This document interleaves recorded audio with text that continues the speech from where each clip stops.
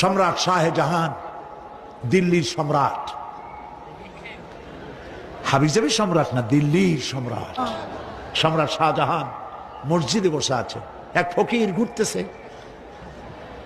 লোকেরা কয় ছোটবেলা থেকেই তোমারে খয়রাত করতে দেখলাম, ভিক্ষা কি জীবনেও যাবে না তোমার?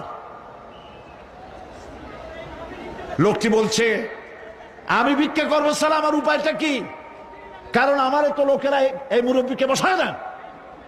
এই লোকটি আমি ভিক্ষা করা ছাড়া করবো কি? লোকেরা তো আমার 4 টাকা 50 টাকা 100 টাকা দেয় না, 4 আনা 5 আনা 1 টাকা এই আমার দেয়, এ দিয়ে আমি বড় লোক হবো কেমন? লোকটি বলছে আচ্ছা দেখো, তুমি তো জায়গা মতো যাইতে পারো নাই, বাদশার কাছে যাও, এমন দেওয়া দেবে জীবনে আর খয়রাত করা লাগবে না। তো বাদশার কাছে কি খয়রাতি যাইতে পারে কোনোদিন? কয় হ্যাঁ এখন পারবা। কেমনে? কয় সম্রাট শাহজাহান এখন একা একা মসজিদে আছেন।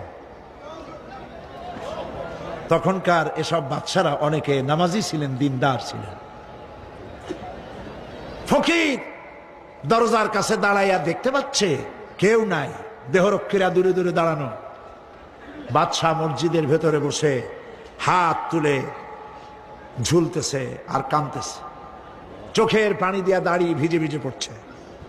এই দৃশ্য অনেকক্ষণ দেখলো ফকির। কিছুক্ষণ পর সম্রাট শাহজাহান মসজিদ থেকে বেরিয়ে আসছে। ফকির বলছে আসসালামু আলাইকুম হুজুর। তিনি বললেন ওয়ালাইকুম আসসালাম, চলে গেল।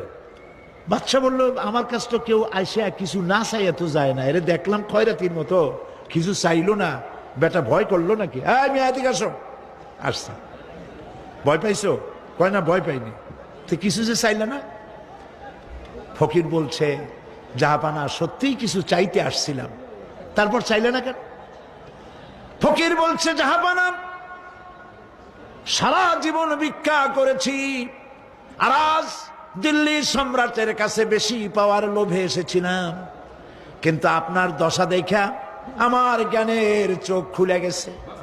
আমি লক্ষ্য করে দেখলাম আমি সম্রাটের কাছে চাইতে এসেছি, হাত তুলি নাই, বিনয় প্রকাশ করি নাই, চোখের পানি ফেলি নাই, কিন্তু লক্ষ্য করে দেখলাম দিল্লির সম্রাট আমার চাইতেও বড় ভিক্ষুকের মতো।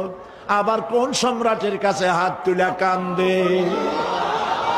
আমার জ্ঞানের চোখ খুলে গিয়েছে, আমি বুঝতে পেরেছি সম্রাট কান্দে যেই সম্রাটের কাছে, তারে ছাড়া আর কারো কাছে জীবনে চাইব না।